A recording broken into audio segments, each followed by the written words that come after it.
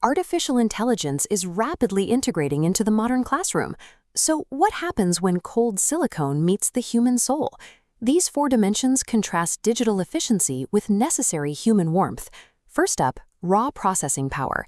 Advanced AI tutors now bring interactive math equations, projecting real-time data visualizations right onto the student's desk. Next, the curriculum itself changes.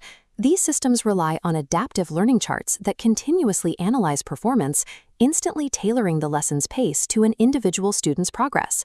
But with this personalized tech comes a major hurdle: privacy. Because students share computer hardware, modern classrooms enforce strict digital account security. They use private browsing and guest mode features to keep those profiles completely secure. On the other hand, the irreplaceable human element. Despite the high-tech upgrades, traditional human educators remain essential for providing empathetic, emotional support. They offer the warm smiles and personalized encouragement that a glowing screen cannot. The best classrooms don't choose. Secure AI handles the data, freeing teachers to focus on empathy.